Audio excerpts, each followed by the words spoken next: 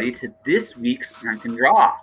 Now, this is going to be a little bit unusual today, or at least for even a Drink and Draw, because we are not doing, well, I'm going to be doing some traditional drawing. So I'm going to make a little announcement before we begin, and Tim is going to be gracious enough to just be like, okay, hurry up, so we can get to the good stuff.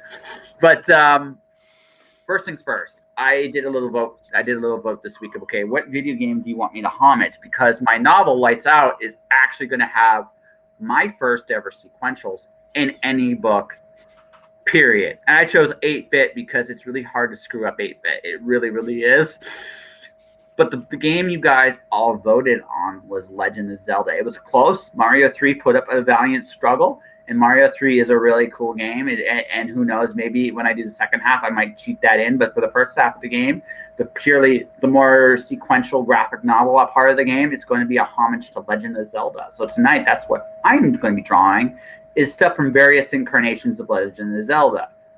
My guest, however, is going to be exploring a different passion of his own. So Timothy Niederriter, who you know as a writer and podcaster, also does models. Yeah, I build war games models. It turns out, for if anyone here is familiar with Warhammer 40,000, that's probably the most popular game in this genre. That and I actually is the one I'm building for tonight. But they're not going to be. It's not. I'm not exactly a standard model builder. I build custom.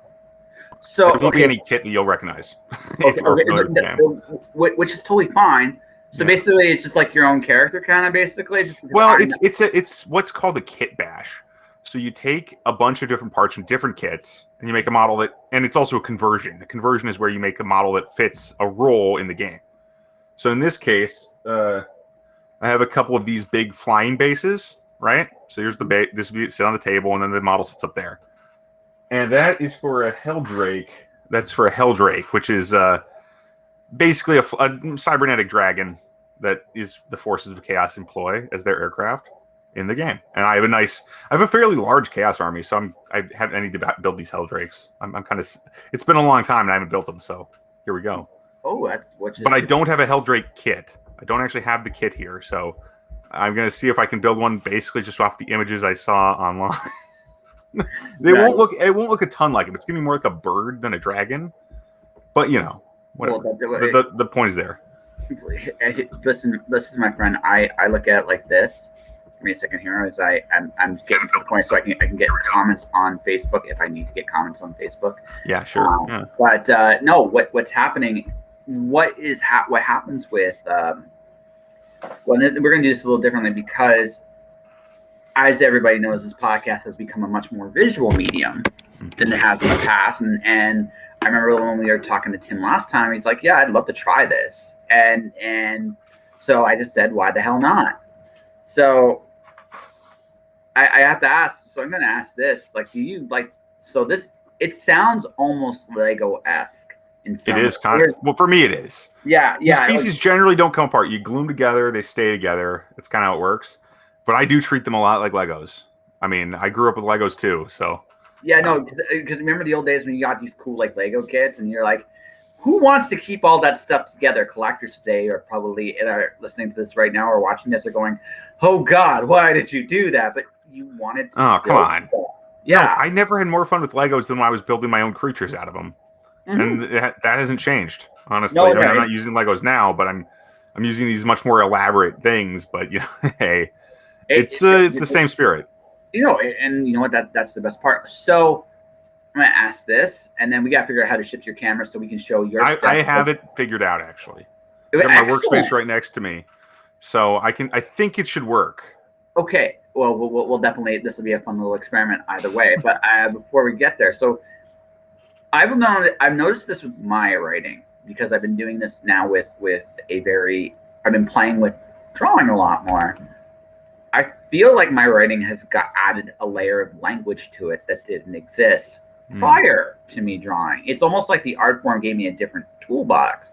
So when you're doing your modeling, like putting your models together, Legoing up, or coming up with your own characters, all right, does it help you with your descriptions in your book? Does it add layers to your storytelling that you hadn't considered in the past?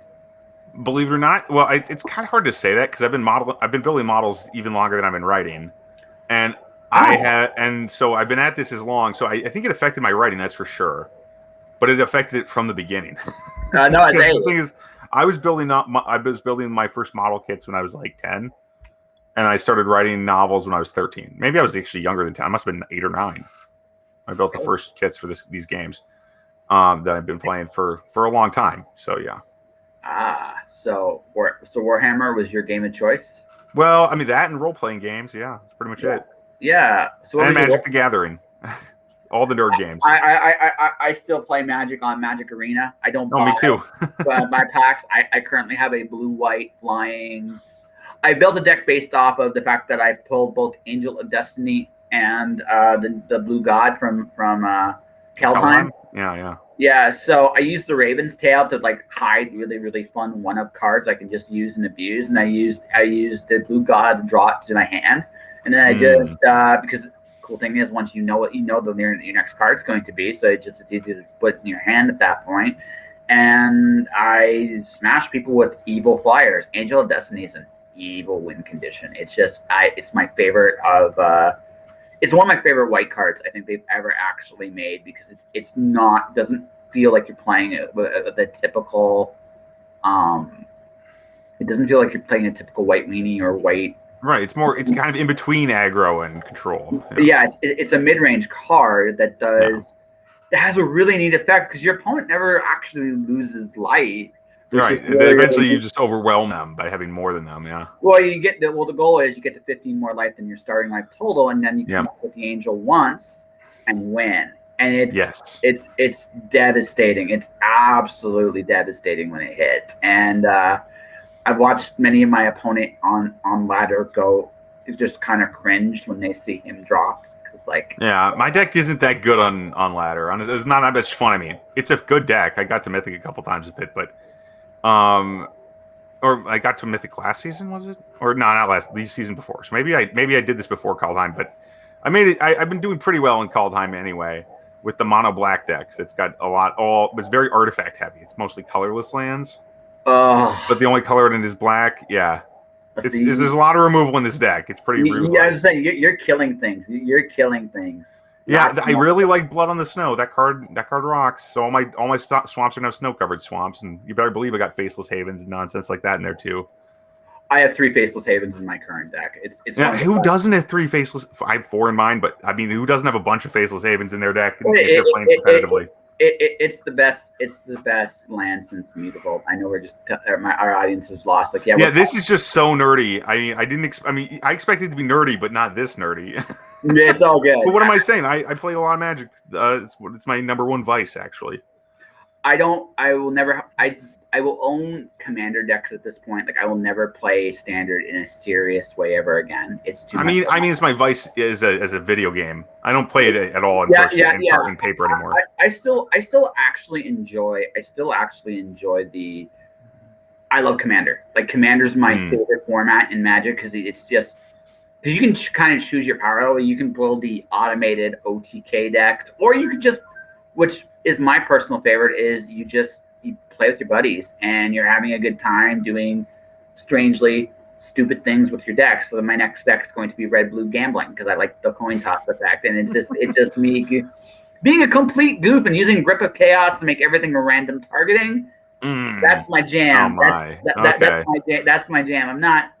I don't care about winning. Like I used to be really competitive at it, but now it's like I'd rather just have fun, and that's kind of where I'm at with it. And I find like of all the formats Magic has, Commander is the one that's the most fun.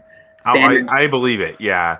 Actually, though, I had a buddy who did, like you said. I mean, he made a very powerful Commander deck back in the day, and it's actually kind of what shut me out of playing Magic for a long time because I wasn't that competitive before Arena came out. I was actually not very I didn't want to, play a game where I'm like, oh, okay, I need this and this and this, or he's going to just play that whatever 7-11 Leviathan thing that's got Shroud, so you can't even target it, and it's just going to eventually beat you down. I forget what it was called. It was some artifact Leviathan. Yeah. He would play that in his commander deck. He pulled it out using his commander, who's I think Shardin the Hegemon, the giant Sphinx, the artifact Sphinx. Okay. Yeah. So it was pretty insane. He made it the most competitive version of that deck I think you could make. and I got wrecked a lot with it. I'm good. Like I was a good player, great, no, but I was always a good player at that Mhm. game. It's just too much money. Like it's just what Yeah, I know. I was never that good in paper. I'm the best player now than I've ever been, which is kind of crazy. Because I played been able to play so much more with Magic Arena. So I'm Arena. way better at Yeah, the game now. I'm careful with it because so I play 2 card games. I play that one and I play one called Shadowverse. I've been playing Shadowverse for a very long time. I could be actually ranked higher if I wanted to be. If you put the time in, yeah. Well, yeah, if I put, well, yeah, But to ladder up, just play enough to ladder up. I'm near the top of the ladder already because I've been there since the very beginning. So Mm. by default, you just evolve. Oh, is it a different ladder system than the other Oh ones? no, it's the same thing. But I literally have every card. Like, Okay. Yeah, I literally have every card, and it's like, and it's one of the best free to play games out there. You can play for free and get most. Pardon me. You can play for free and get most of what you need. Like for a class, like you could literally just build it with one class the whole way. So it's a very, very interesting game that way, and I've enjoyed the process of it. But those are my. They're big time sucks. That's for sure. When if you put too much, they can be anyway. Arena. They'll eat any amount of time that you want to give to them, and sometimes money too. I've not paid a lot of money to Arena, maybe $5 or $10 total. But yeah. I've spent $60 on Arena. Okay. Because I bought some packs, and because they have a cool, like, their pack bundle's really good. So it was like, all right, maybe I have spent like $30 then, because I think I got the bundle when I started. Yeah, so the $20 bundle. It's got a pretty good bundle system. So I'm conscious of it. So at this point now, it's like I'll play 3 games every once in a while. One of my buddies, a couple of my buddies play the game still, so I'll play with them because I mean. Bonding in this really strange time is a hard thing to do, but throwing each other in metaphysical Magic the Gathering seems like a really, really good, healthy way of getting along.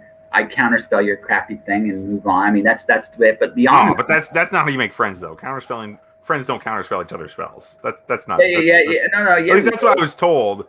I still did it at the time, but I haven't played counterspell in a few months. No. Okay. Last thing, and then we'll go back into the decks and figures. Sure. One of my best friends. He could have been great at the game. Actually, he is great at the game. Like he's not just good. He's great. Like he is an amazing player. We were so competitive in the house. But I mean, this is how competitive like our whole household was. The guy that was the worst of us, right, went back home to see his family and played against just his buddies, what he grew up with, and he was deemed too competitive.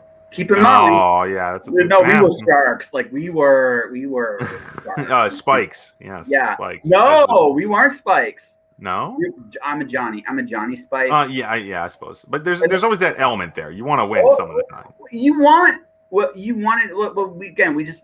Me and my friend, I didn't bring out necessarily our best qualities when we compete. We got to a point that both of us kind of decided that we're not going to play this seriously anymore. And but my buddy, who I'm talking about, he could have been like a super competitive player. He had really wanted to. He was that good. Like he was good enough to do it. He had a little luck onto his game, but if I'm being very honest, he played the game better than anybody I knew, and he was really, really good at it. I can admit that.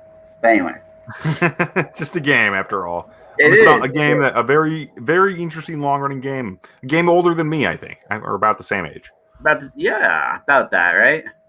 Yeah, over 30 years old now. Yeah. No, I'm very much into I'm very much like I said. So now here we go. We've nerded out everybody here. Oh yeah, completely swamped. Snowed them completely. Yeah, exactly. So what we're going to be doing now is I'm going to be looking up. So I'm going to ask you this hard question before we actually truly begin here. What's your favorite Zelda game? It's got to be Majora's Mask. Majora's Mask. Yeah. Because I like the Groundhog Day stuff, and I like the mechanics. The basic stuff from Ocarina of Time is the same, and in Majora's Mask are very similar. Yeah. So they got the. For me, I like the 3D games best, and I actually haven't played any since Majora's Mask because I've never had the system for it. Never had a Nintendo system since the Nintendo 64. Yeah, I may get myself a Switch at some point, like a Nintendo Switch, because I've heard nothing but good things about the system. No, they're pretty sweet from what I've seen. Yeah. Yeah, so I may pony up for that. Steam is the other thing of choice. I've been playing a lot of my older favorite like classic games. Like I'm like where my time sink is RPGs. I love the Tales games, and I love Final Fantasies, and I love the Personas. So they're all time sink games. So. Oh, absolutely. I have like over 300 hours in Warframe, and I'm just scratching the surface apparently. According to my brother, who's got over 1,000 hours in it probably by now, or 600, something like that. Some insane number. That's amazing, actually. That game, yeah, I'm surprised how much I've been able to play it. It's the most played shooter game or action game I've ever played. No. So, yeah, I mean, I'm not much of a gamer when it comes to action. I'm so slow. I just get wrecked horribly if I go up against anybody else, basically. So I'm glad that's a co-op game, basically. Well, you know what? There's nothing wrong with knowing what you can and can't do. Exactly. I got my limitations. Everybody's got their limitations. Yeah, and like in my case, I'm gonna go with Ocarina of Time for me. Okay. I'm gonna go. So my favorite level in that game is the desert.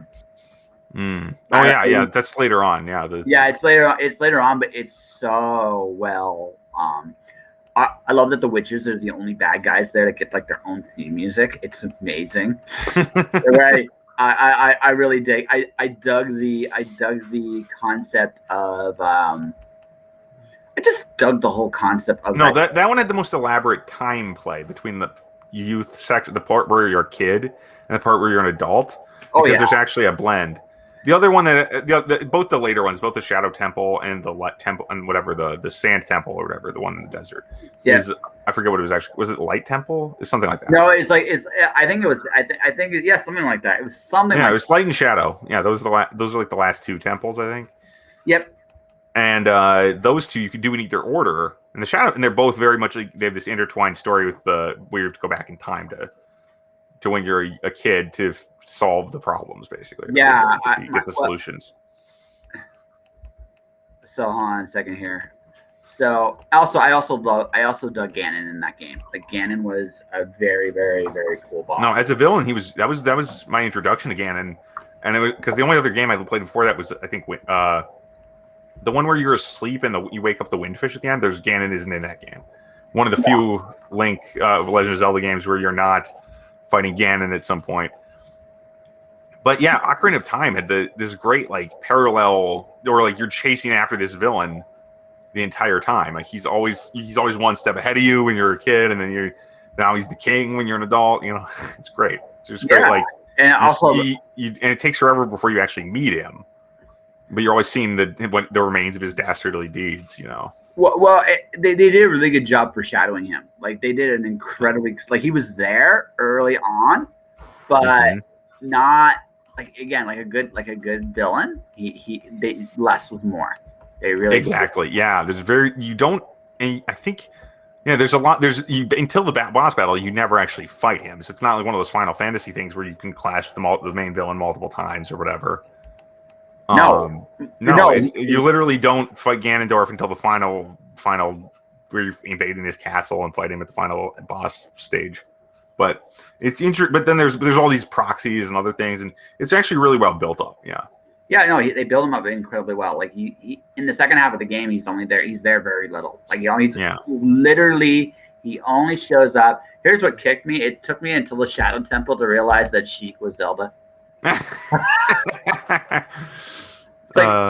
Sheik, and then I realized, wait, it can only really be one person. Who's the next most important character?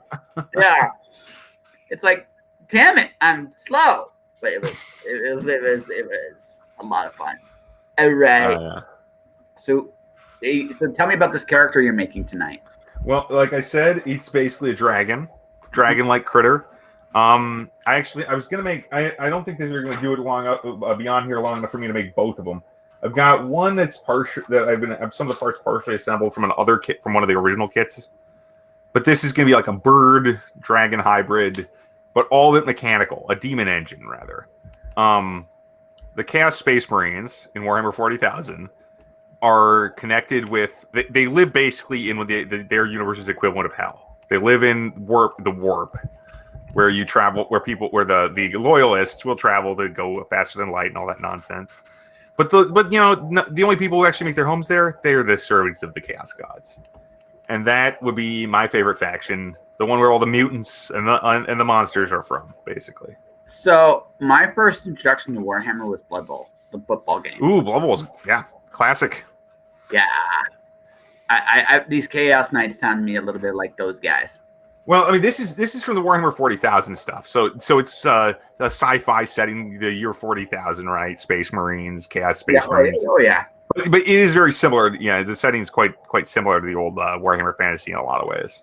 And yeah, they are like Chaos Warriors. I do have some Chaos Warriors here too, but I'm not working on them tonight. All right. Well, you do. I'm going to start my work on. I'm drawing Ganon first. Okay. Let me see if I can move this camera so it actually captures my workstation. There we go. Yeah. We'll set this in front of it, and let me know if you can still hear me. I can hear you just fine, my friend. So excellent. So we're going to be putting together, and then what I'm going to do is this. I'm going to do this. I am going to go like this, and people can see you and not so much me. Excellent. Yeah. So because there's a lot that's gonna go on here. I guess I'm not using the putty tonight. I forgot to get myself some water to mold with, and I don't want to. My skills with the putty are actually pretty limited, so I'm not doing it. It's fine. Like this is just about you having some fun and showing what you can do with this. Absolutely. And this is also a very rare chance for you to show a side of yourself that you generally. Yeah, generally this is private. Yeah. But I have been building models like this for a long time. I'm not going to get embarrassed if I screw something up, but because I always screw stuff up. That's the other thing. And eventually you fix it. It's just like writing that way. Well, okay. Yeah. I had a really interesting epiphany today. I see if you agree with me on this. Mm-hmm. If we don't worry about being good or bad, we actually are capable sometimes of doing our best work. Yes, no, I've been on about that continuously for the last few days. And my twin brother as well. We've been talking about that all the time because it is so true. You actually, in fact, it's not just that you should. It's not that you can't do your best. I'm sorry. Let me see. It's not that just that sometimes you're going to do your best work when you're not worrying about it. It's more like you almost always will do your best work when you're not worried about it. Relaxation is the key to creativity in a lot of cases. Yeah. I mean, some people can use stress effectively, but I think it's easier to use creativity and be creative when you're not stressed, in fact. Yeah, so I had that wonderful thought. It like I said, as I do this show and give people the opportunity to kind of see what's going on and stuff like that. What I've learned doing this drawing stuff in the last little bit is I haven't worried about trying to be good at all. And here I am about to do sequentials. I must be crazy, but that's okay. Yeah, I mean that I would not necessarily try to publish something with something I guess I published fiction that I wasn't sure was good. Mostly people say it's okay, so. Well, it's not. I just realized something too. Like most of the time, this isn't true to all of us, but most of the time, we defeat ourselves when things don't go our way. And it occurred to me that maybe the problem I have with this is I'm so worried about being good that I talk myself out of doing something because I'm afraid that I won't measure up to the results I'm looking for. And I realized that maybe that is my fallacy. What if I eliminate that whole concept of worrying about what's good or what's not, and just put out the best work I possibly can and let the work speak for itself. You'd end up with more work, and that's always better. That's my opinion, anyway. Yeah. Exactly. Yeah, because the more work I mean, it's like that. Have you ever heard of that one where the story of I think it really happened, but it's the story of this group. It's a class, a pottery class, and they're one side of the pottery, one group of students in the pottery class is given the directive at the start of the semester that they're going to be judged on one pot. They're going to make the best pot they can. The other group is told to make one pot every week or every day, whatever. They need to make a lot of pots. And at the end, usually the people who were given, I think in the way the story goes at least, and I think this is probably true if it actually happened, is that at the end, when the people who were told to build a lot of pots almost always had a better pot, at least one better pot. That's the people who only built like the best pot possible. Yeah. No, because they just put more. They just had more practice, and they just had more time. They could do it. Yeah. No, it's true, right? Because what happens is, in one sense, so far anyway, I've been impressed with how much with Ganon here. There's a lot of Ganon. Ocarina of Time is an excellent choice for one other reason. You can see the shapes a lot more in Ocarina. I know what you mean, because it's a 3D game, and but it's a relatively early game in that time of that kind. Yeah, it's early era, so you can see. It's the first 3D Zelda game, right?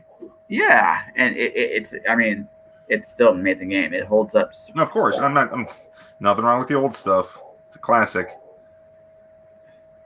Well. So, do you play any new games besides Arena? No, I said I play Warframe. That's a 10-year-old game.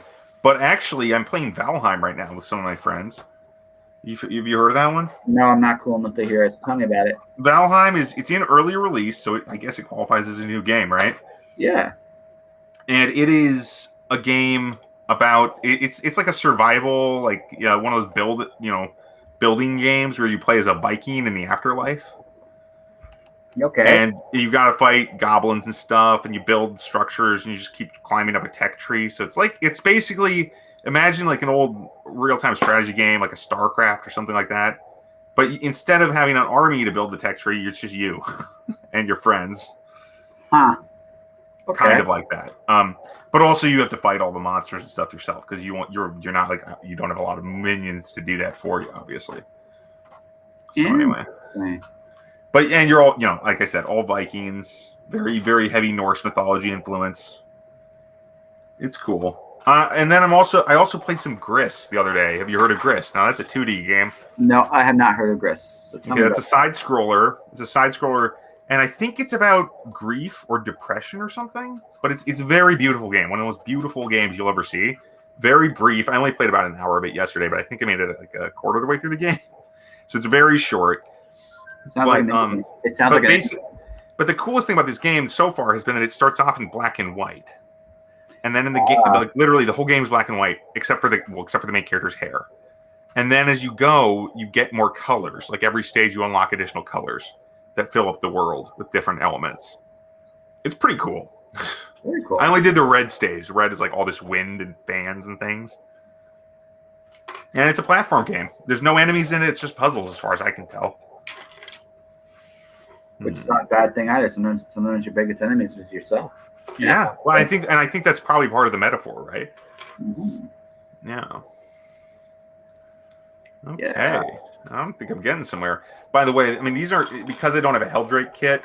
Don't worry about it. No. Because I'm not worried. I'm just explaining the kit I am using, which is this. It's a couple Helljacks. It's from a completely different game, mind you. They're from War Machine, just another miniature game. Huh. So yeah, it's just so people know what I'm building. And then the other stuff is from this anime model kit, like an anime model plane kit, the wings and stuff. So it's like it's very I got an eclectic bit of parts here. that's just what I have on the table in front of me. Yeah. So one of the games I'm going to be picking up soon is a game called Into a Dream. It's a similar thing, fighting depression, but it's more of it's a little bit more of an action game. And I also know that I interviewed the guy that made the game, which is just cool. It's really good. Like it's really really good. He's seeing some traction with that game too, which I think is well deserved. Nice. Yeah.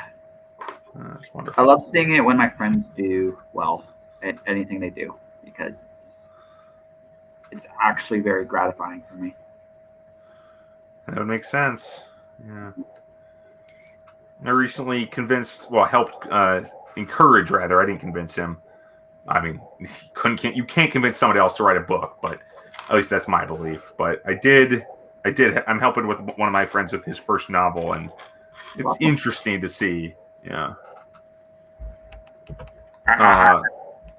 Yeah. No, I'm sorry. I'm just getting interrupted. I just kept getting bombarded by people that are happy to see me right in the middle of the stream here. Oh, right? okay. So it must be on Facebook then, because I don't see the. Chats. Yeah, it is on Facebook. Cool. We are on both Facebook and Twitch right now. So that makes sense. Yeah. Well, I'm going to be going exclusively Twitch, I think, fairly soon because I'm nearly an affiliate. Nice. Yeah. I just recently started Twitch streaming. Did I tell you that? Did I mention that? No. I'm just streaming my writing sessions in the morning, but I don't think that's going to work out. I think I'm going to just stream my warm-up where I just babble incoherently for first thing in the morning. That's not too bad. Well, it's not totally incoherent, but whatever. Well, here's the thing, right? So Twitch is about interaction. Yeah. I chatted with a bunch of not a bunch, with my first viewer basically for a while there, and that's why I realized typing is not going to be the best way to do this. No, typing is not. It's not the way you do this. You can write, you can draw too. Like drawing works. Yeah, I mean, I could easily do this model stuff while I'm twitching. That would be a good idea. Yeah, no, that's what I'm hoping you do. Yeah. I mean, I kind of consider this probably your unofficial pilot episode of giving this a shot. That's a good idea. Yeah, I mean, I didn't think it was gonna. I mean, I'm looking at the camera now. I'm like, wow, this is actually pretty decent. Yeah. As far as what it's capturing, I might need a better camera in the future, but whatever. Well, start somewhere. That now is better than never. Yeah. So I mean, you go through this in phases. I've passed the first phase, which is okay. This is cool and novelty, and everybody's going to tune in. Yeah. And now I'm entering phase 2. I'm not cool anymore. New cars. New. Right. Well, this is part of this. It's part of the growth process. Right. Absolutely. Yeah. Right. You realize that people I'll tell you an interesting thing about my podcast, my After the Audio podcast. Yeah. It's actually grown more as a result of me doing these live streams. Yeah. It's kind of cool. Right. I've gotten more followers on average than I did in the past. However, one of the things I've noticed about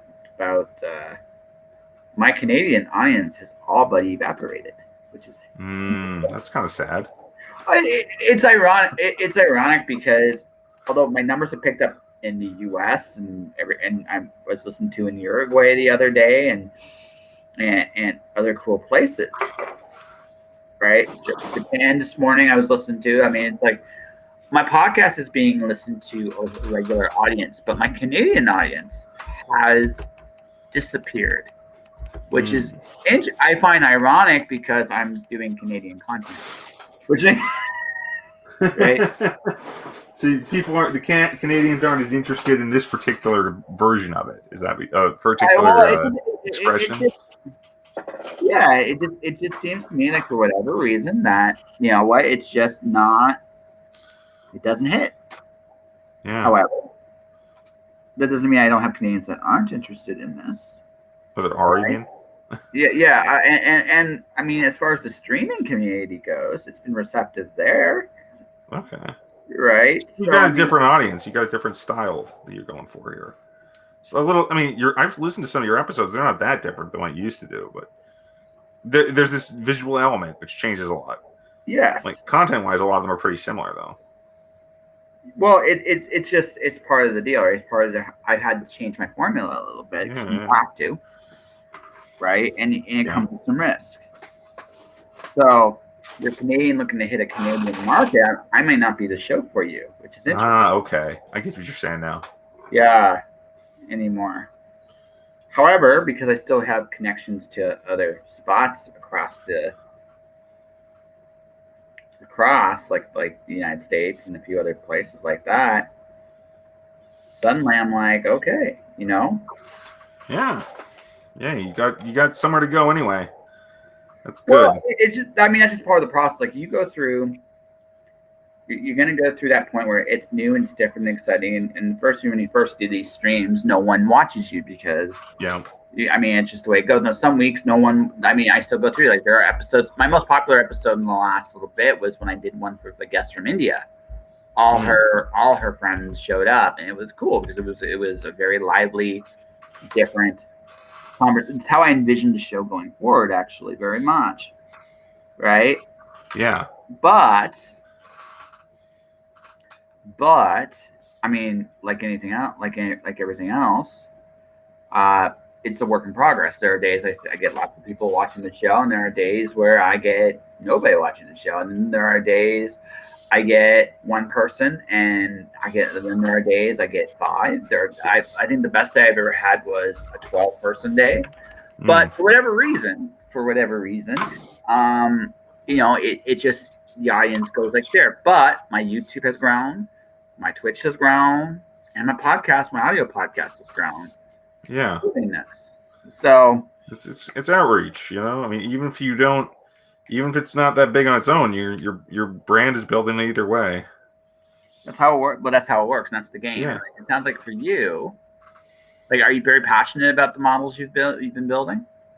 I guess. I mean, yeah, definitely. I haven't been building that much lately. It's just a hobby for me, but yeah. Yeah, that's fine though. But I haven't had enough. I haven't had any time for it. Is the issue? I've been trying to write this damn book, and it has been eating a lot of time without being and I'm not being very effective at it lately. But oh well. So what's been the struggle? I've been. See, I'm about to go through a change too because I'm going to be going back into the workforce at least for a little bit.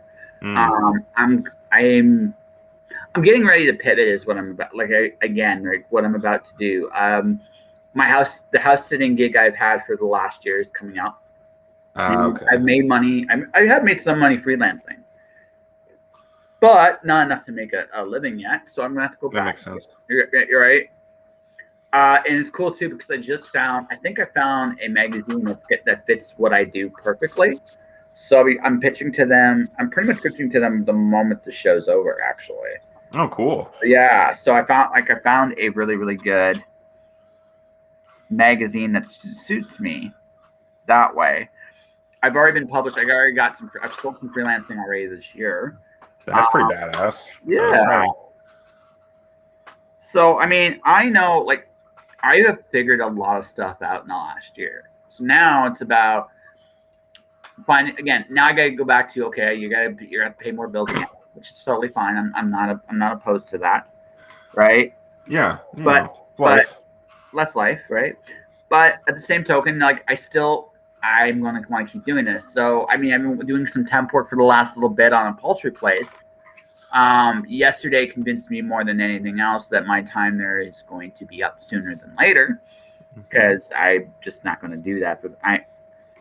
But as I've gotten older, this is what I've learned. I don't want to I can do any job, but I don't want to do every job anymore. And not just any job, basically. Yeah, you could do it. Do you want to? Not necessarily. And it's okay to say no to them.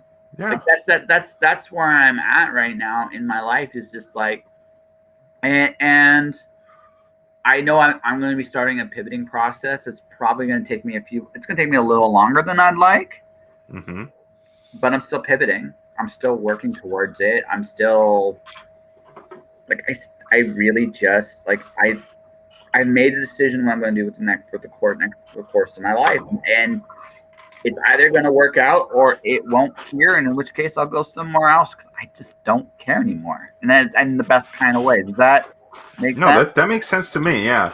It's if if you don't care about the work, I mean, you can't keep doing a job when it doesn't ring true to you. I mean, I'm not one to talk about jobs. Honestly, I've never really had a real job,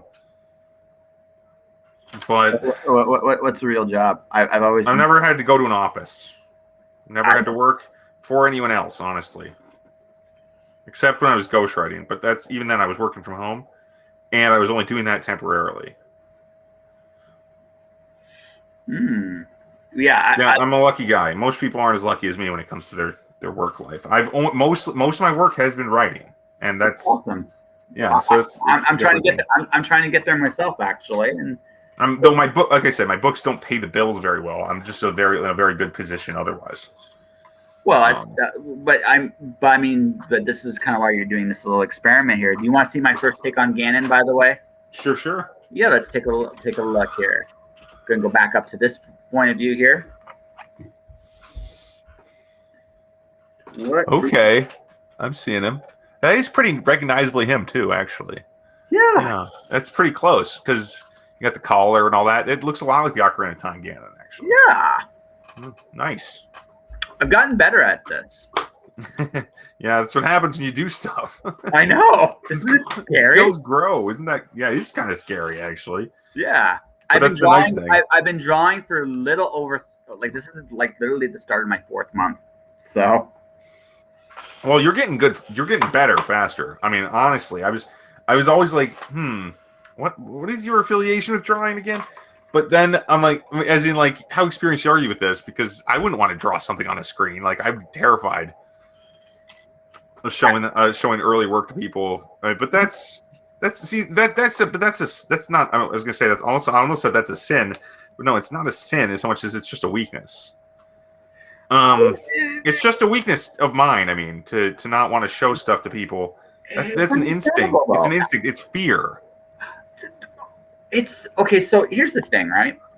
Mm-hmm. I'm working on a book. Yeah. And it has evolved into something I never imagined it would. I'm doing sequentials on a book. Yeah. What the fuck, right? Like, yeah. I say that honestly because it's like I never would have imagined me doing this in a million years. Yeah. Right. Especially considering when presumably you didn't have a lot of art experience. You still don't appear to have a lot of art experience because you just said you just started when you were doing this, Yeah. So, but I'm doing it because story calls for it. Yeah. And it's also like, so again, this time has taught me a lot of things, some good, some bad. Yeah. One of the things, and I think this is a big thing, is that life, as we know it, is fragile. Yeah. Very, very, very fragile. And it occurred to me that really, why am I waiting? Yeah. Right? Why am I waiting? There's no point. I could be like, seriously, I don't want to sound like a fatalist here. I just want it to be real. I may not wake up tomorrow. That is a legitimate possibility, right? And there's no promises of tomorrow. There's none of that. Promises, right? So if I can say I spent my life, I spent my life. I'm going to try something I've never tried before. This could go very, very good, very, very terrible. But here we go. I have, again, at some point in life, you just can't be afraid to go for it and not be afraid to look. Again, not be afraid of looking good or bad or foolish. Just go out there and just try. Just because it might be bad. It might be terrible. But one, it could be fun. Yeah. Right? It could be a lot of fun. Two,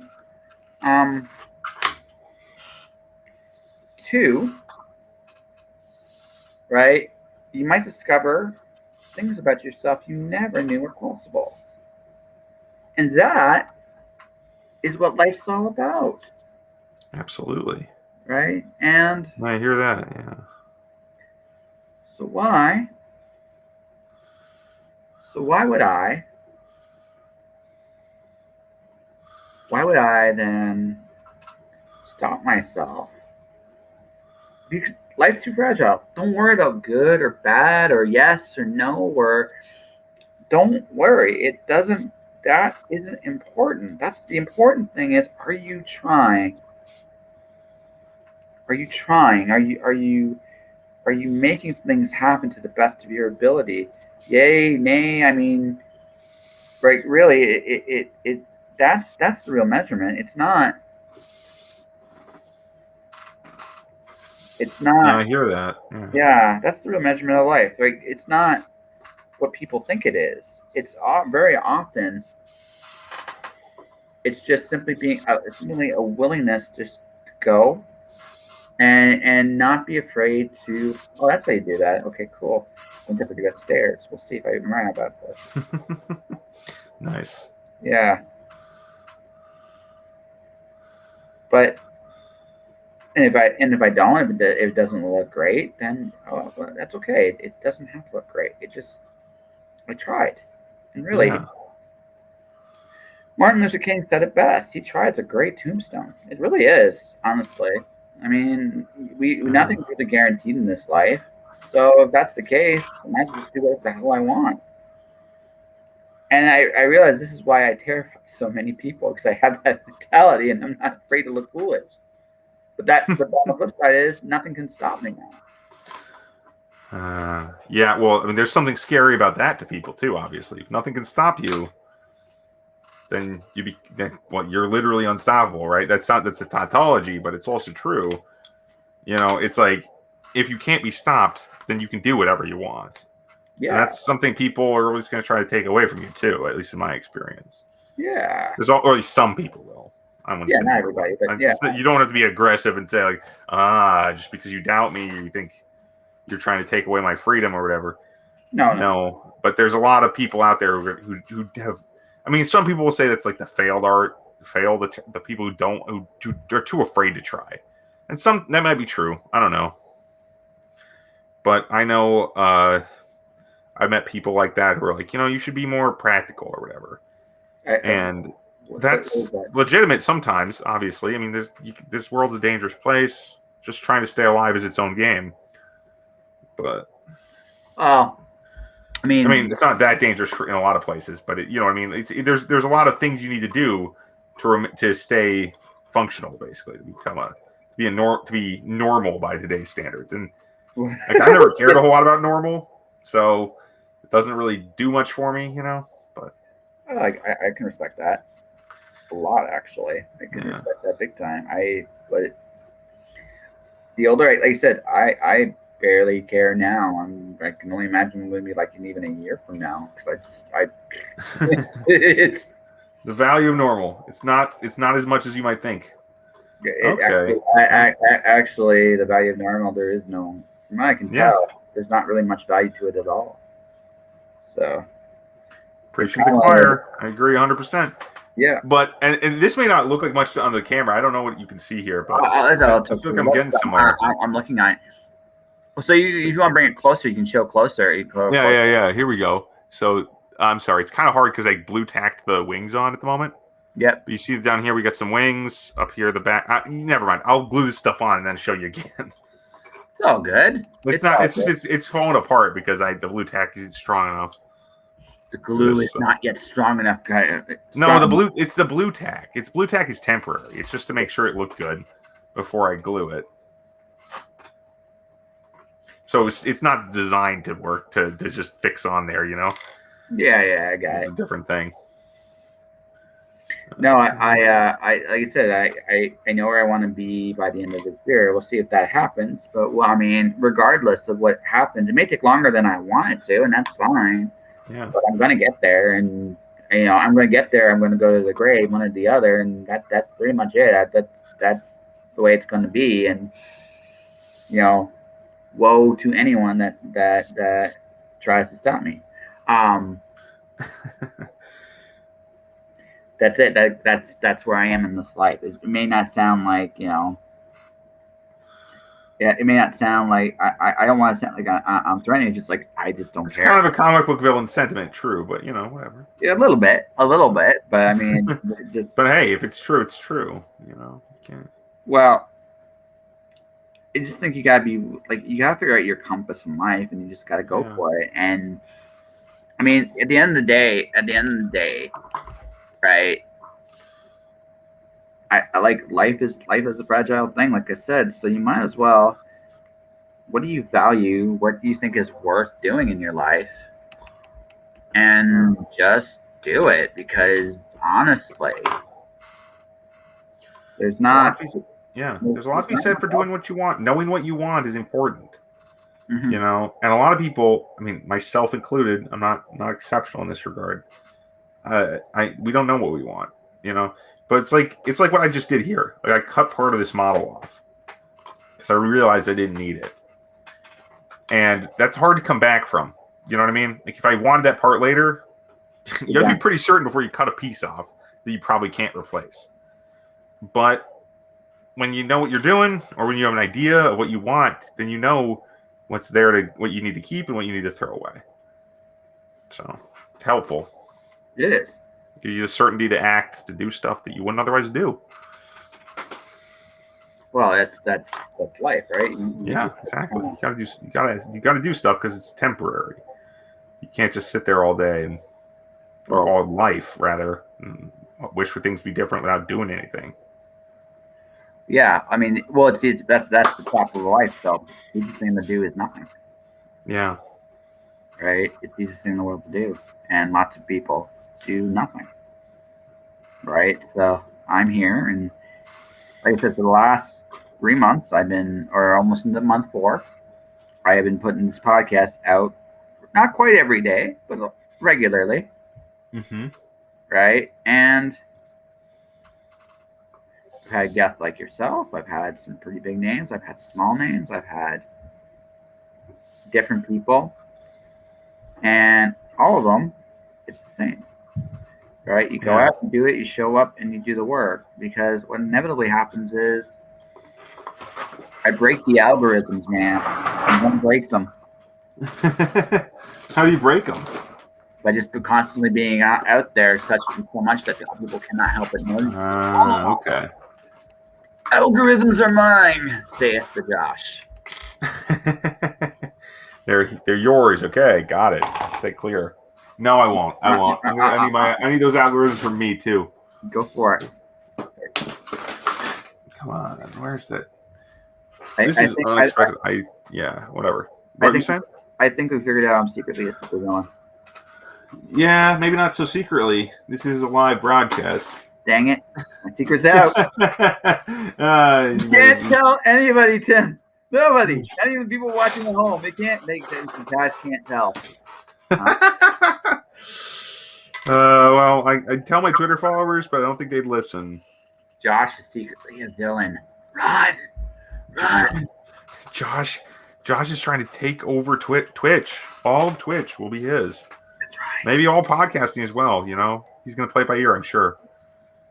Maybe. That sounds like Twitch. No, yeah, it's true. Ruling the world would be a pain in the ass. Yeah, the paperwork's ruling. Paperwork would get me killed. Yeah. This is where a ruler would be good, so that's okay. I was going to say, that's kind of fitting. This is where a ruler would be good for ruling the world. Yeah, so there you go. Double entendre. Well timed, yeah. Double entendre. No, I did the writing prompt today about music I listen to when I write, and one of the people I listen to is Eminem.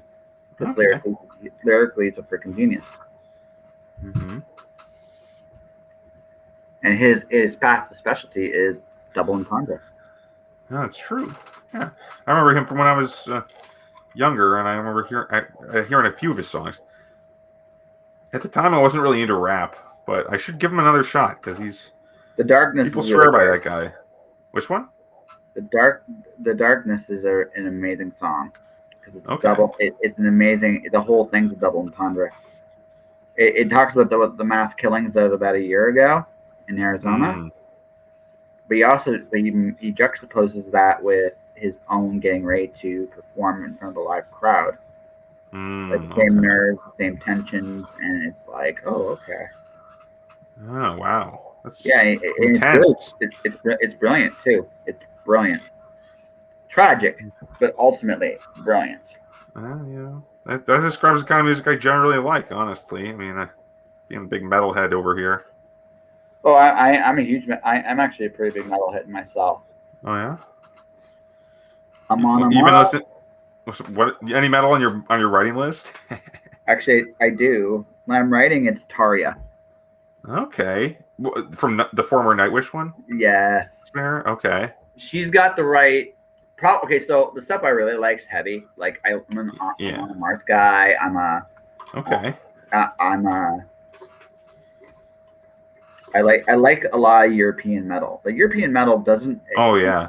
The European metal is okay. If you're talking about Amon Amarth, right? Mm-hmm. Doing Odinson, listening to that while writing a scene, that's not exactly you don't exactly get any writing done. You just you're just Well, I don't know. I mean, I listen to basically anything when I'm writing, but mostly it's metal because that's what I like. So like I've listened to. Well, I mean, though lately it's a lot of Agalloch. You familiar with Agalloch? I've heard of them. I have not listened to them. Okay, so if you're gonna start, they're doom metal. So they're not like a hard rock metal. They're almost like a soundtrack a lot of times. So maybe this is not a good example of heavy stuff that you can write to. They're more like mild stuff that you can write to, but this still has a metal edge to it. Yeah. So like I'm a Nightwish guy. I'm a Okay. Blind Guardian guy. I love Blind Guardian. I like Nightwish a lot. Yeah, I've been listening to a lot of Blind Guardian. They actually have a Wheel of Time song. I know. I'm not a big Wheel of Time guy. Oop, did I just say that out loud? You did. Shit. Yeah, I mean, I write fantasy. I'm not a huge fan of the Wheel of Time. Let me tell you that. Okay. No, we all have our. But that's just life. It's again, not everyone's the same. If we were, well, we'd probably all be dead at that point. I can't imagine any other way we would be. Well, are you a Brandon Sanderson fan? Not really. I mean, I've read a bunch of Brandon Sanderson, but like I didn't. I mean, I like his books. They're fine. No, honestly, I need to find a really good fantasy author that I really like in the modern day because most of my older ones most of the ones I really like are older, like older school. Like what you like? Well, I mean, honestly, I can't name a lot of fantasy authors I really like. Garth Nix. Okay, he's one of them. But I haven't read anything by Garth Nix in a while. Any of his new stuff in a while. I really like that portion. That series was amazing. And but I don't know. I specifically epic fantasy though, because I want to get deeper in there, but I don't know what I want to read. So because almost everything I can think of is very influenced by either Jordan or Martin. I'm not a huge fan of either. Okay, so I can name a few that I think okay, go for it. You'd like. Have you tried Michael Sullivan? No, but I hear he's got more of a classic vibe, like old school vibe. Yeah, it's very. That might be a good idea. Yeah. No, he's a very cool old school style writer. Mm-hmm. You would enjoy it, I think. Okay. Okay, so I gotta admit to some bias here because I think she's an awesome human being, but I'm a big fan of Fonda Lee. I've heard of her as well. I didn't know she wrote epic fantasy. I didn't know what she wrote. I knew she was Jade City is hers, my friend. Oh, okay. Jade City. All right. It's Gangs of New York meets like Chinatown meets it's an amazingly cool fantasy series, and it's very smart. And I guarantee you. So I had to make a choice. And I hate to say it, book size did play a small role in it. But, okay. But from a quality standpoint, Fonda's at Brandon's level. Well, that's good. I mean, you mean quality of prose? Because that's that's not a huge selling point to me, honestly. Sanderson's prose is fine, but it's not special. No. But what I mean by that is, like, her stuff's clean, very like she writes. Okay. Oh, I see what you're saying. Very. Yeah. Like it's on that level. Like okay. It's on that level. Like Sanderson. I see what you mean now. Yeah. I'm not talking like no. I'm not talking like story wise. Sanderson's a little bit anodyne to me. Well, that's fine. That's my main complaint with him. I like a lot of stuff about his books, but that feel that you get after a while is like it's okay. I read a bunch of them. Like I read the whole Mistborn series, the first 3 books anyway, the original series. I read a couple of his other. I read like 4 or 5 other books by him, and I realized these are all feeling they feel like Marvel movies, which is fine. I like Marvel movies, but I don't want to read them every day. You know. I don't. I'm not one of those guys. I'm sorry. No, I'm not a Marvel movie. I'm not. I like some Marvel movies. So here, I'm going to show you what I did here. Number 2. This is the first time I ever showed you a stare. So I'm going to, let's see here. Do I have the option to share my screen somewhere? I do. So I'm going to do a Chrome tab. So this looks like we got a spammer on the chat. Oh, okay. Let's take a look. Asking if we want to become famous by followers, primes, and viewers. Hey, I got spam. Sweet. Yay! Sweet spam. Sweet spam. I've made it. So anyway, hold on. So I'm gonna stare. So this is what this is a little ambitious for me. This is very ambitious for me. Okay. So there's that. Hold on a second here. So I'm gonna stop. That's the one I shared. So that's done. And then my interpretation, my first attempt at it. Okay. I see the stairs, yeah. And there's a guy on them. What did you say it was supposed to be again? So, I forgot the context because honestly, okay. So here, trying to get this glue to stick as I have in the last 20 minutes. Take a look at that bad boy. What bad boy? Look. Do you see the screen? I'm just seeing you now. Yeah. Oh, okay. It's on it. During the stab, let's take a look here. Oh, that would be why. There you go. Oh, there you go. Yeah. Now I thought it looked familiar. Honestly, that is pretty close because you see the windows and stuff. Yeah. Yeah. So there's that, and now that's done. I know what I'm doing, ladies and gentlemen. I swear. Yeah, you know, we're all pros. That's right. This isn't my first day at the office. I swear to God, but yes. And that's what I started. And I'm seeing it now. Yeah, the stairs. Yeah, actually, especially the windows are really a giveaway there. Yeah. Yeah. That's the root. So how would you rate my attempts at stuff? Oh God, better than mine. This wing just is not sticking. But no, I mean I think they're pretty good. I mean you're obviously like you. And to be honest, your lines look a lot like the. I mean, I'm sorry, I'm not trying to be insulting, but the early Schlock mercenary stuff, and he got really good eventually. So I think you have that potential for sure.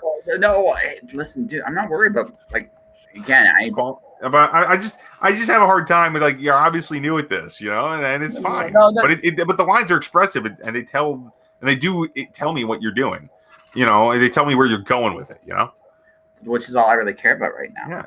I'm not one to talk. I can't draw for shit, and I let my fear stop me long ago. So, as far as that goes, I mean, I did take one class about life drawing, and I got pretty decent at that for at least for effort wise. But yeah. My hand wobbles. I can't hold a pencil straight to save my life. I'm just amazed, that people do it at all, and so yeah, I do love some visual art. I'm not afraid of looking bad or foolish or any of that stuff because honestly, what's the worst that can happen? Not the best pitcher in the world. Okay. Yeah, I mean I'm just trying to be polite with the, this is what I would do if I was talking to a writer who was new. I don't want to discourage anybody because trying is important. It's far more important than being perfect. All right, again, from a purely,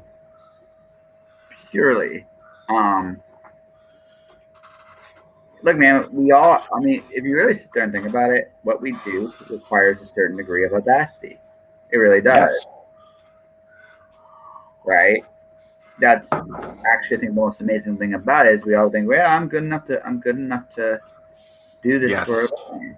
That's audacious. Like no matter how it is it possible? Absolutely, totally. Yeah.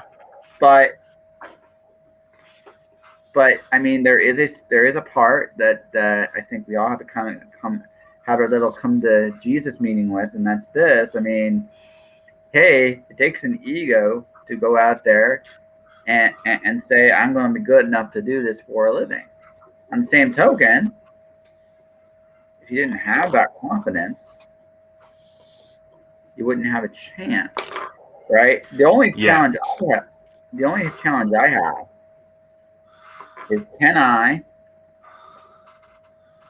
make this something? Can I make this something? Can I be open to getting better? Because although ironically you don't have to worry about good or bad, if you are serious about making this a living, you do have to worry about one little thing, and that's this: are you good enough to listen on ways of getting better? And that is a much different conversation than say, there, and that's I think the real challenge. You don't have, again, if I decide again I'm gonna try 8-bit Zelda, and the reason why it's 8-bit Zelda and not 16-bit or Nintendo 64 or anything like that is simply because, frankly, right, I know that if I'm not at the level required to do that professionally, right, I'm not there. But I am. I could probably do 8-bit because 8-bit doesn't. Right. Start with where you can. Start with where you get it. Yeah. Yeah, exactly. So that's kind of where I'm at. Yeah. And so will I get to a point someday? Sorry, what? Will I get to a point someday? I'll be able to handle the more complex stuff. No problem. I hope so. But I mean, I think you're on your way, man. I honestly do. I mean, there's potential there because so much technique is just practice, right? Like, yeah, practice is the technique that from which all other technique is created. And if you don't, as long as you're doing that, I'm confident you'll be able to do different styles. You'll be better. You'll do all the things. You really want your art, your art's going to look the way you kind of want it to more, because it'll be a likeness that you'll be proud of, regardless of what it even looks like. Oh, I'm already proud. Did I tell you I've already sold some art pieces? Holy crap! Victory! Yeah. Well, and here I am just bullshitting and acting like I'm worried about blowing smoke up your butt and vice versa. Yeah, that's how smart I am. Okay. Listen, you have my permission. Listen, you can blow smoke up my ass anytime you want. It's all good. As long as there's a genuine blowing smoke up your ass there, it's all good. And someone just walked into that's like, yeah, I know. Well, that's what Twitch is. It's random people walking by and saying, well, that was weird. Yeah, it's like, what the hell are they talking about? It's like, well, right now, like, you're making a model. And speaking of which, I gotta do this again. Because see now I'll turn it here because you can see it from the front. I got one of the wings on. Yeah. Down there. This is a model that's gonna get painted too, mind you. This is not these colors are not gonna be the final colors. Yeah. And then if I stick this thing on the back, it'll start really taking shape. So it's much. Yeah, I'm not gonna stick it on though because that other thing down there is drying. Yeah. So I'm gonna ask you a very fun question here. Based on the fact that we are literally just this is brand new for both of us, right? And this format that we're doing here, right? Are you enjoying? Yes, I am very much. Oh, well, that screwed it up. I should have been more patient. Yeah, it's okay. I know it's okay. It's just like I thought I finally had it, and then it falls apart because I was too confident. It happens. Yeah. It's hey, listen, the universe's way of keeping you humble.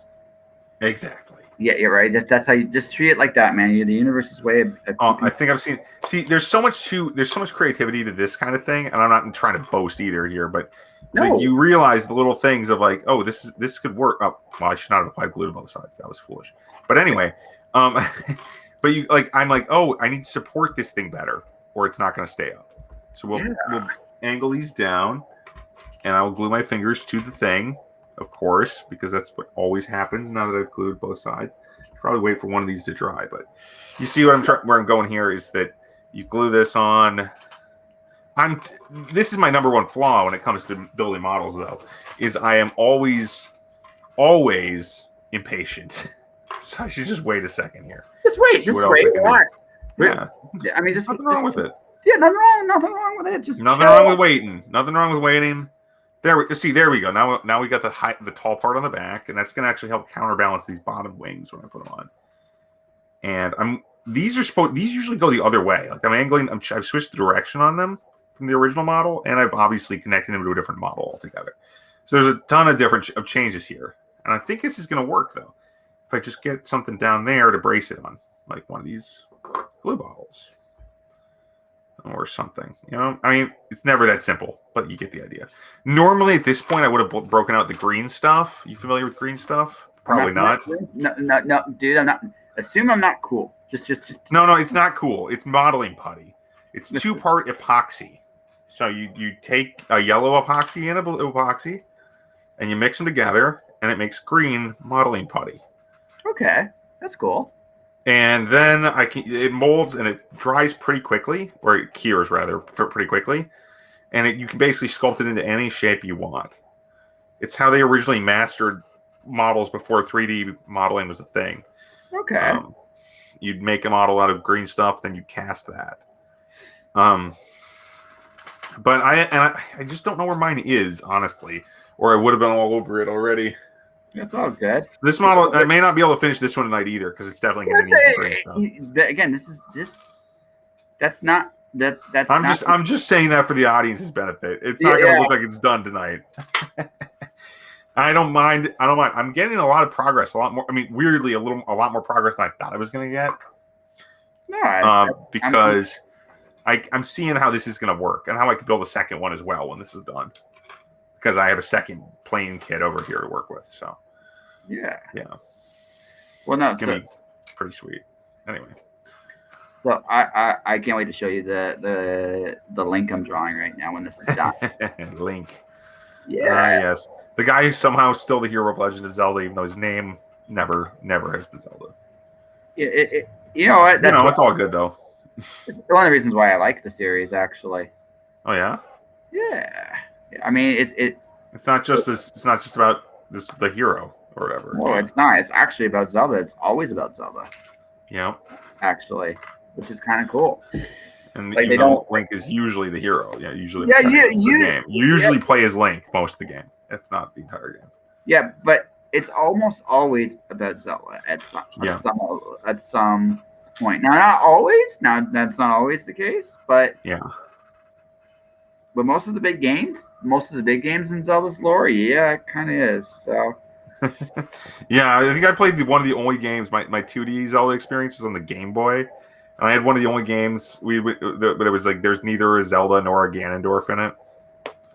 It's not bad. There's that. I was not terribly pleased with that game for a lot of reasons. It was one of my least, but I mean, I just wanted to play more Ocarina of Time. I think back then. So I'm like, this is a Game Boy. It's not doing. It's not going to hate you on the. This Game Boy game isn't as scintillating as the 3D, Nintendo 64 game. Oh, I'm so spoiled. Yeah, I understand. No one's gonna hate me over that. That's a legitimate thing. I mean, like, okay, I just like the bigger, meaner title. I've heard a lot of people swear by that game, so nothing against it now, I suppose. That was there's some Game Boy games for the Zelda for sure. Yeah. But yeah, no, I can't wait to show you what I did here. I think I'm proud of myself here. Like, nice. Hey.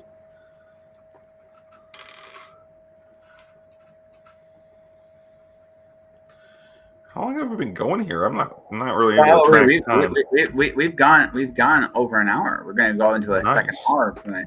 Well, that's always the fun, right? That's the fun of drinking draws, right? Yeah. Are you drinking tea? You said. I'm drinking tea. No booze tonight. Yeah, I just want to say I got some Irish cream here, so I thought I was like, if I don't take some kind of alcohol, I'll be in trouble. No, you're not. Josh is gonna throw me out of heaven and laugh at me, just like Crom and throw me off the stream and laugh at me, just like Crom from Conan. No, man, I'm not. Well, I figured I was joking, obviously. Yeah, it's like it's okay. First off, I first off, here's how I look at it, and right or wrong, this is how I see it. First off, you're an American, which means by and large your beers are worse than ours, which is, Yeah. it's not completely true, but it's more true than I think. I think most Americans will acknowledge there's some truth to Fair that. enough. Yeah. I'm not a huge beer drinker. Yeah. Maybe that's why. Second, I also know this too. Some people struggle with alcohol too, right? It's not their thing. It's not. Yeah, it's true. It's not everyone's. Yeah. It's not everyone's deal, and it's fine, man. Yeah, I have a friend who struggles with it. That's for sure. Yeah, it's not. My brother. Yeah, it's not just a good time for everyone. So you can't pressure people to drink just to come on your show. I see what you're saying. Yeah. Now, some of my guests I do have a drink with. Like if it's like Chuck Pinot, I tend to bring out some whiskey or brandy because it's Chuck, and he brings out that in me. But also,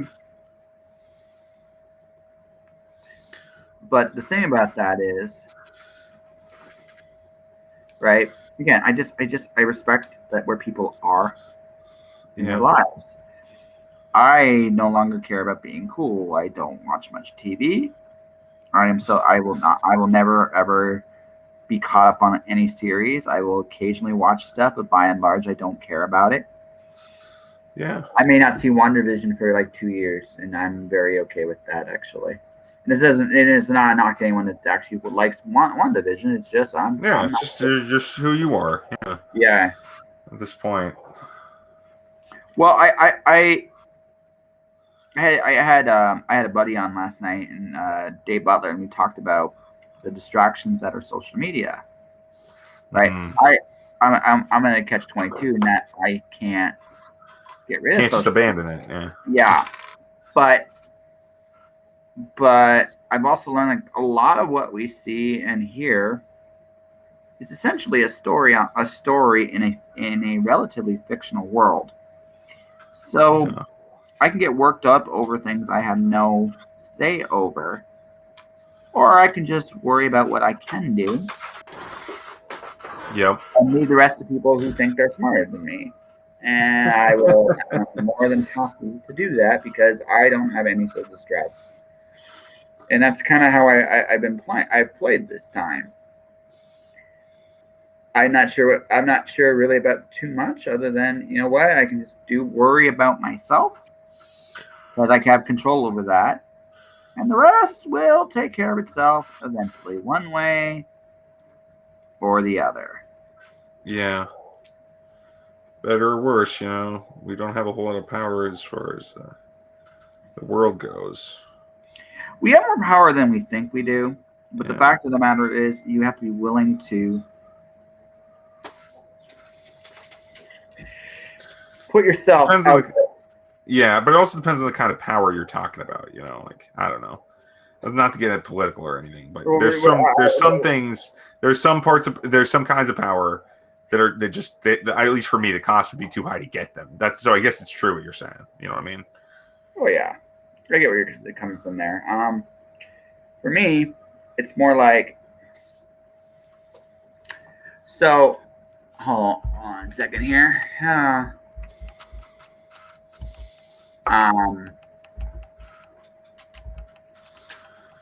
No, I look at it from the simple point of view that we all have the ability to change the world. We can choose to. So, for example, I currently owe a phone company some money based on the pandemic. There's not really a whole lot I can do for them at this moment in time, right? Yep. I'm kind of broke. If they want to, I told them it's going to be a while before I can get to it. But they're like, well, we're going to have to harass you phone calls. Like, go nuts. I'm not going to worry about it that much, right? Mm-hmm. And I haven't really been worried about it that much. But every once in a while, they'll call. And they go to harass you? Well, they harass me about it, but I shut them down at the very beginning, which is this. They always ask me the same thing. We want to verify it's you. It's like, I don't have to verify it's me. Yeah. So it's like, Okay. I'm not going to do that. I've already told you my answer. So that's where we're at. I don't have to cooperate. And that's true with anything. Now, there's consequences to that. Don't get me wrong. There are consequences to that kind of thing. But if you're willing to pay those consequences, Yeah. right? Yeah. I see where you're going. I think. Yeah. You can pay the consequence. You can get. It's not you get away with it. You just literally suffer the consequences, and then you keep going. Yeah, that's it. Yeah, no, I think I'm getting somewhere, and that's the thing. I'm always open to changing course with these conversions, these work here, because I never know. Because I didn't come in with a plan. All I knew was I had these kits, and I'm gonna bash them together. So that's always fun. Yeah, it's a great time. It's one of my favorite things to do. Oh, it's still not glued. Okay. I got a long way to go to get better, but hold on. Oh, I can't see you though, or your little. Give me a second here. Nice. Yeah. No, that's Link. Yeah, in the grass, huh? Yeah.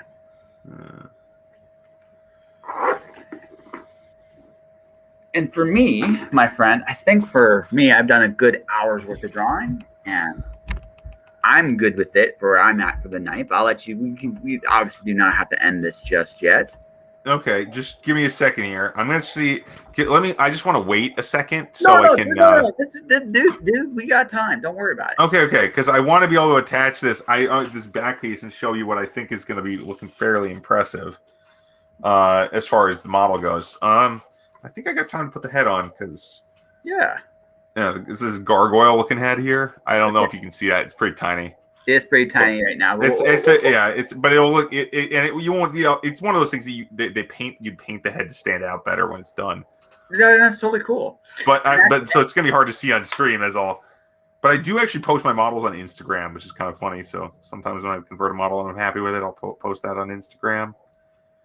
And so people could follow me over there. I'm Bookmaster Tim over there at Bookmaster Tim. If they want to see this thing, because it's definitely going on there when it's done. Absolutely. Or when I'm finished with the actual building, that is, because I'm so slow at painting. Eventually, that will be there too, but Yeah. So once you put the head, why don't you to save time? Was to actually make sure you take the time properly for this. Yeah. Switch the camera back to just you and me. Do our conversation sure. for about 10 minutes, right? That way, you have time to wait and then we can just talk about just random stuff for a bit, and then when we wrap up, you show the final product. Sounds good. Yeah, does that sound like a plan? Sounds like a plan to me.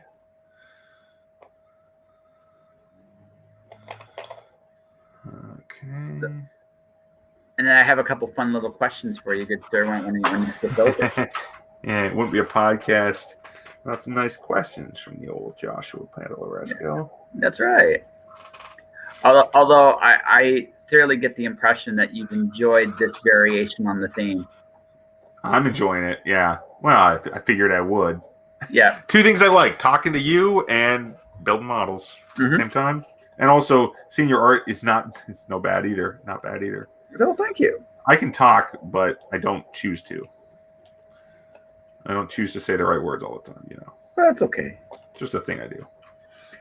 But I mean, we were talking about this kind of being a pilot for your show, and so I figured we could brainstorm a little bit while you finish this part up, and then we can get to the.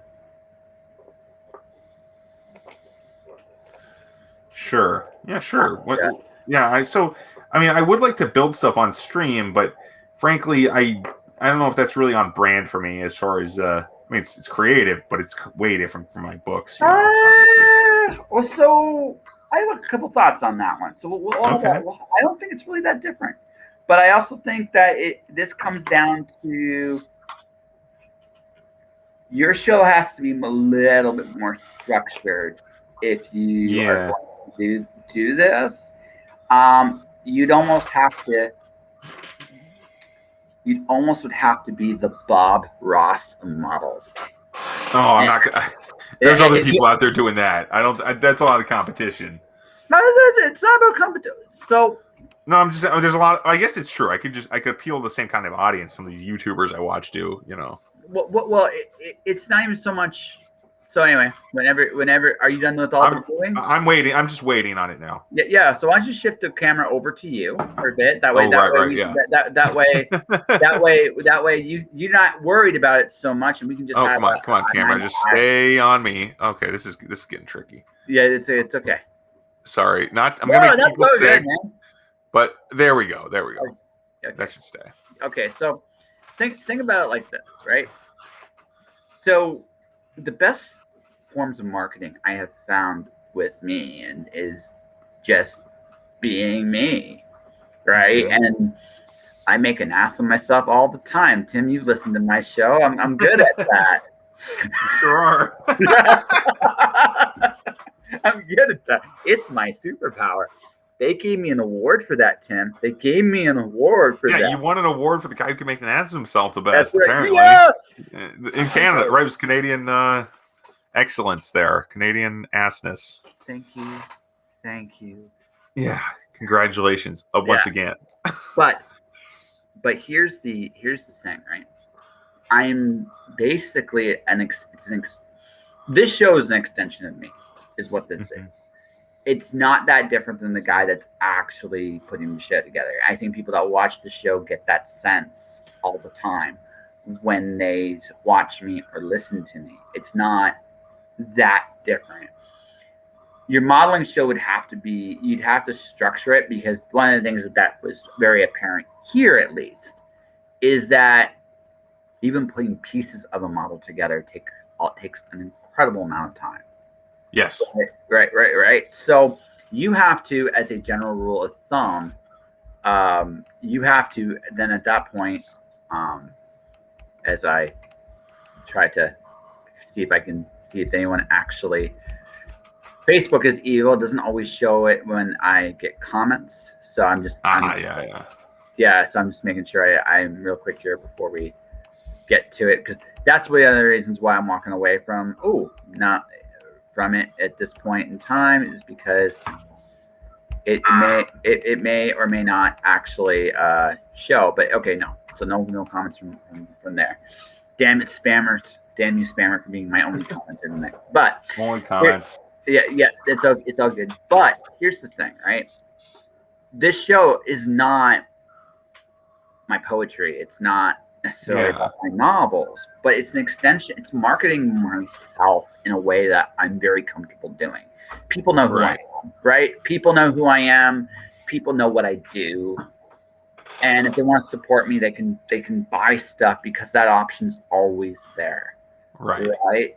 And that's how I've approached this. Now, I'm scaling up because I'm doing now video and audio, and my YouTube's growing, and all that stuff is actually slowly happening. And there's some little advertising things I still need to work on putting together to make it fully work. But I'm on my way. I feel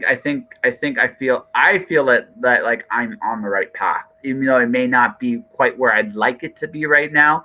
Millions of followers and millions of dollars. No, I'm kidding. But I mean, just but there's a point, like you just constantly stream, you constantly do things.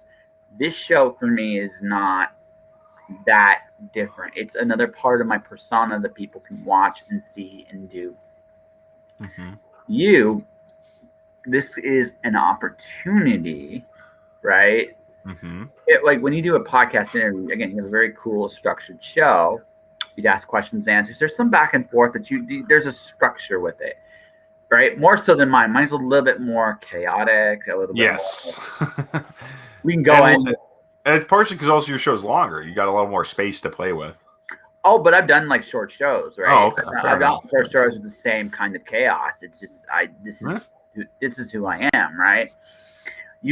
But again, time and structure is a big thing. Like with the streaming, I've gone a little longer, but it's in part because I'm streaming, but also in part because there's more room. I think visually, I wanted the show to feel a little different than even the old show. It's the same brand, but it's like it's almost like the next level. That's kind of what I hope translates when you listen to this, but I mean, time will tell on that one, right?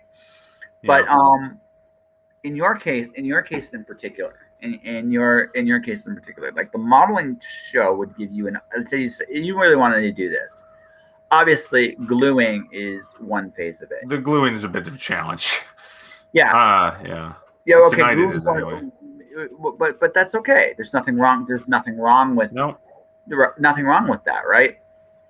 You can, but can you? Here's the challenge, right? Maybe gluing might be hard to tell a story while you're gluing the stuff together. Yes. But I get the feeling when you get to the painting stage, it's not so difficult for you. Like you still like it wouldn't you still would have to concentrate because it's a lot of little detail. Yeah. But I feel like in your case in particular, you in a painting environment, you might be a lot more comfortable just chilling, relaxing, and talking to maybe an audience, maybe having a host, people, right? That could actually help you out with at least for a few episodes to get you started with figuring out if you can do this. And if you can, you get to show another part of your personality and your creativity. It's different, but it's also not that different because, my friend, you're still playing in fantasy worlds. You're just bringing. You're right. That's a good idea. I'll have to consider it. I mean, there's a lot of things I do. I mean, I do a ton of stuff around my books, but I also do a ton of other stuff. So there's always those options. All my stuff's nerdy. All my stuff's fantasy stuff, like you said. Listen, and there's nothing wrong with it. I'm not saying. I'm just saying, like, it's all up the same alley. Is my point. To quote my friend, it's okay being a fucking nerd. It's okay because it's like, but right. It's okay because honestly, look. Here's the difference. What's the difference between a nerd and a fan? Honestly, nothing. No. If someone look, if you see a Dallas Cowboy fan wearing the uniform, the sports helmet, nerds, right, wearing the uniform, the helmet, buying the popcorn, cheering when their team scores that touchdown, crying when their team is getting creamed by literally everybody in the league because Dallas right now sucks. Sorry, it's Cowboys fans. It's the truth. Right? But either way, there's an emotional investment and connection to a product, people, an audience. Yep. That's no different than someone who likes Star Trek or Star Wars or Brandon Sanderson. Maybe not. I mean, you're not a Brandon Sanderson guy, but you get the idea. I'm not an anybody guy at this point. I liked Sanderson's books just fine. They were okay. Yeah, okay. They're okay. I'm not much of a fan of a lot of books. That's my problem lately. Well, yeah, but it doesn't matter. But okay, models, Warhammer, Magic. Yeah. We talked about, like, now I gotta find you on Arena and friend you on Arena. But but the thing about it is, right, what I'm telling you is we have things we're passionate about. And and the best stuff. Look, I look at it like what Craig DeLuey does. He talks about movies he likes, shows. Oh yeah. Right. That's marketing. It is marketing. It's just not. It's not. Please buy my book just because they're awesome and made it cheap. Yeah. That's not. His is the kind of marketing that might actually work. He's talking about stuff he likes. Yeah, and that kind of implies that maybe you'll like his books if you agree with them. Or maybe. And also, he's just an entertaining guy. I read those Facebook posts. It's good. Yeah, he's a cool dude, right? So, going back to what I'm saying to you, then, good sir, showing your passion will not. I mean, you might not hit quite the same group of people. Mm-hmm. But let me tell you something about Twitch. It's a cool community. It really is. There's a lot of great people there that will support you and do stuff with you. And I mean, tomorrow afternoon, I'm interviewing a movie guy. Guy that makes movies. It's gonna be fun. We're gonna chat about life, the universe, and everything. And like we do here. But what I'm getting across to you is this is my fandom as much as this is about, like, this is my passion as much as my writing. I can't believe I'm illustrating. I really can't. It's incredible, isn't it? But I mean, everything I'm doing is a reflection of who I am as a person.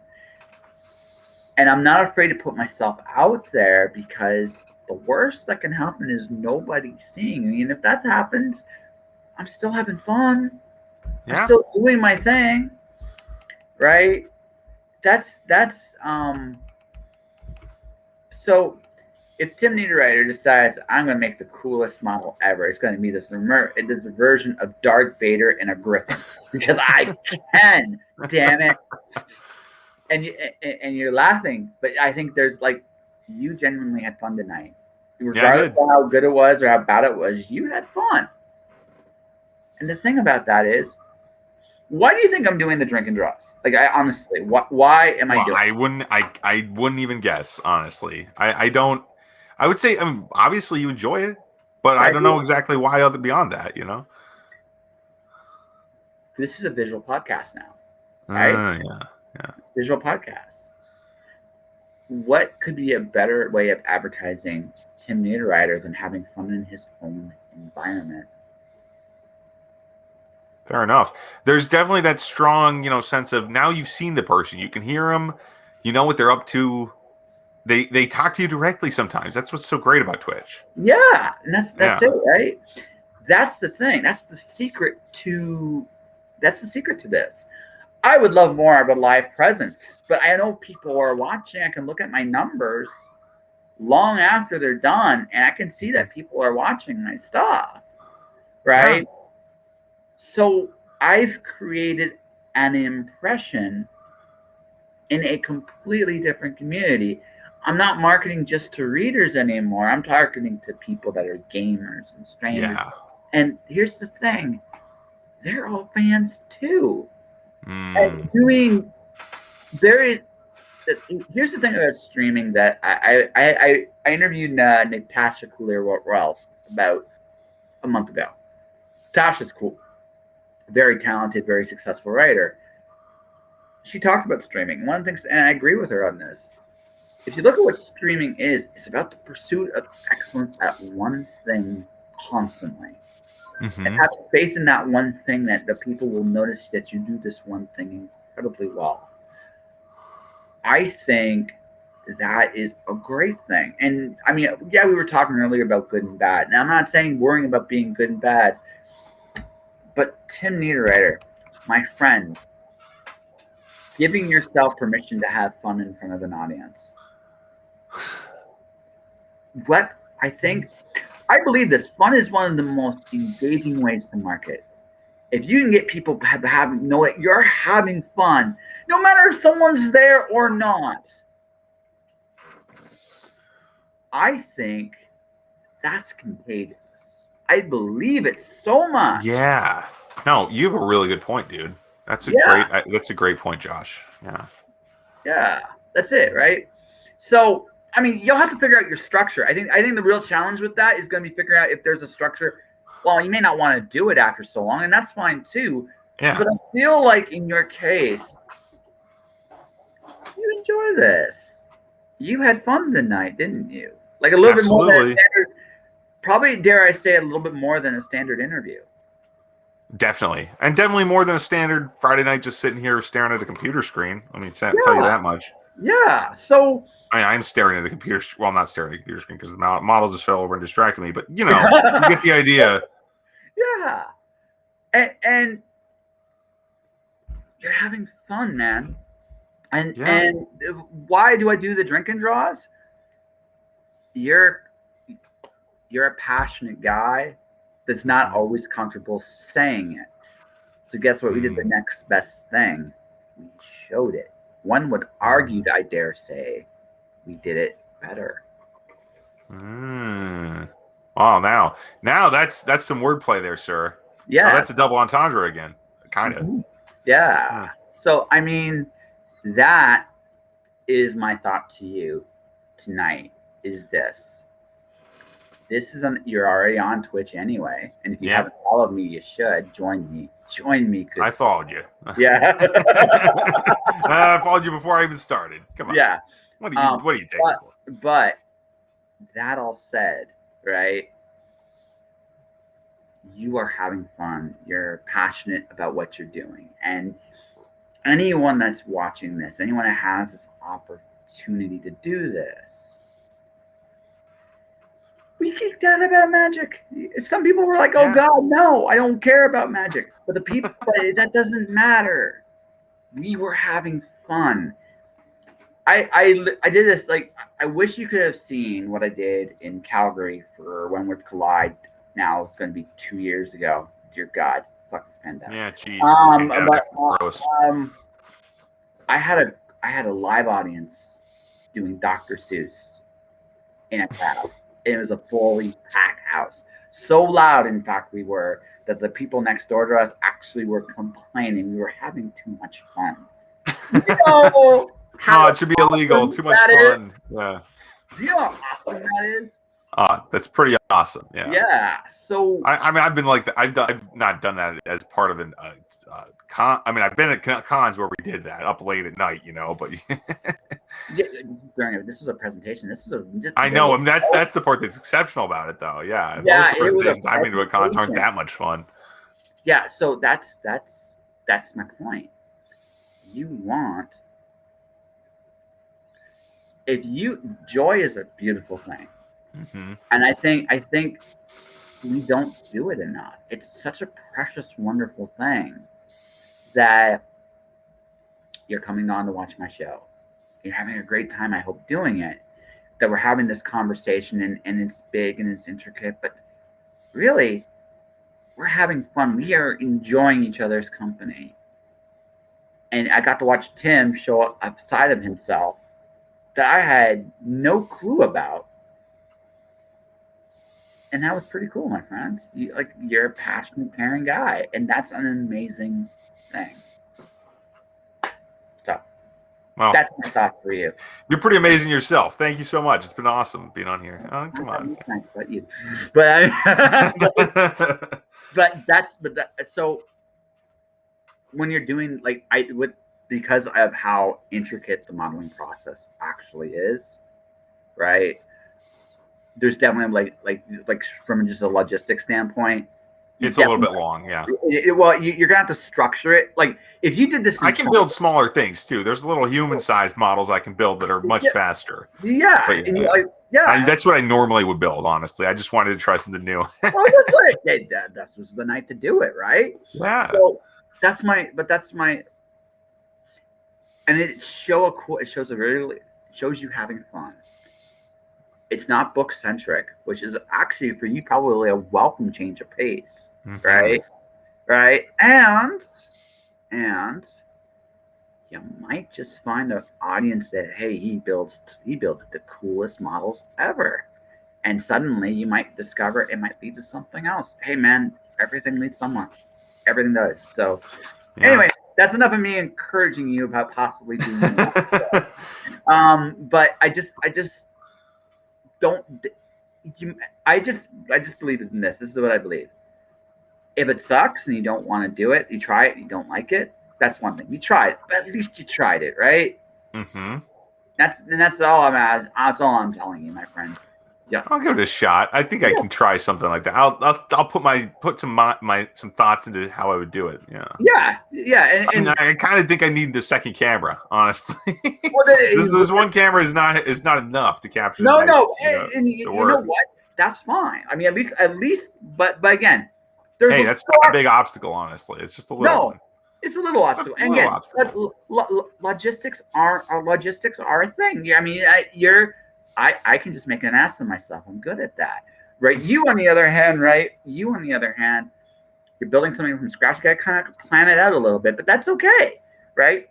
You do it. You might you can do it like Goofy style, the How to Goofy. Remember the old How to Goofy cartoons? Not exactly, no. Oh my God! Watch. Sorry. No. I hey, listen. I'm old. Shut up. I'm old. I'm all good with that. But here, so if you look up, it might even be on free somewhere. Look up the instruction. Go up the Goofy instructional cartoons. Just Goofy. Okay. Oh my God, the flying one is pure genius. Goofy doesn't say a word. Oh, but everything you can imagine going wrong is just, oh my god, it's brilliant. I Okay, can't. I'll have to give that a shot. Right? I have liked some tunes in the past. Yes, but anyway, my friend, I think I had fun. Did you have fun? I had fun. This rocked, sir. Yeah. So, thank you for showing me a piece of your world I've never seen before, and this is my first ever drink and draw like this. So you were a trendsetter, my friend, and Pioneer. that's right. And beyond that, you are welcome back. So let's say a few months from now, Sure thing. a few months from now, you like whenever. So I'm gonna be coming to. So you're gonna see me doing sequentials on my social media in the next few weeks, and I just need to get myself. I'm getting myself ready into the Zelda thing. So, scary. I never thought. Oh boy, yeah, you diving in with both feet. Hey man, listen. I don't. You cannot be afraid to. Again, wrapping this up, going full circle. I'm having fun. I'm not afraid to look bad or good. I can't be short of tomorrow. God saying, Josh, it's your time. I ain't stopping ever. Don't hold back. No, life's too short. Life is very, very short. But for Tim, I think we had a good interview, drink and draw, whatever the heck this was. This was fun. Whatever it was, yeah. I enjoyed it. It's a good time. So why don't you do like some promo stuff here, and Sure. people can know who you are, why you rock, and then I'll wrap the show up, and then we'll talk a little off the air and call it a night. But for people that want to support Tim Niederriter, writer, rock star / model maker, and podcaster extraordinaire, how can we support you, good sir? Well, the books are on Amazon right now. Demon Hunter series is the one that's currently coming out. So I've got well, that's the one I'm focused on anyway. Demon Scroll is the first book of that in that series. I'm very proud of that one. And there's two other ones now. There's Shadow Prince and Well Country. Well Country's up for pre-order, and then it comes out next month. Jeez, I'm just talking over myself. But then my podcast is Alive After Reading, and you can find that at mentalcellularpublications.com or at wherever you download podcasts, honestly. And then I'm on Twitch. I'm Bookmaster Tim on Twitch. And finally, you can find. Well, is there a finally? No, there isn't a finally. That's everything, I think. All right. Well, thanks, Tim, for being on my show. And for everybody else watching and listening, thank you very much for this week's episodes of Just Joshing. We've got a really cool lineup starting next week. However, tomorrow we're going to be doing a special one. Morgan LeBlanc, filmmaker extraordinaire, is going to be my final guest for the week. And we're going to have a humdinger of a conversation, let me tell you. Beyond that, if you guys want to support the podcast, you can do so a number of different ways. You can subscribe, hit the follow button on my Twitch channel, twitch.tv/JoshPodcast. Right? My YouTube channel is Joshua Pentellaresco. Join my army. It's growing bit by bit by bit. Currently up right now, I just did a tangent on poker with Kat Flannery, which is awesome. Beyond all that, also, my books, currently The Cloud Diver and Now Zero, are available on Amazon. You can find my podcast pretty much anywhere. Just jpentellaresco.podmac.com or look up Just Joshing. Hit the subscribe if you just want to listen to the show. Thank you, Tim. Thank you, everybody. Stay inspired. Keep shining in the dark. And I'll see you guys tomorrow.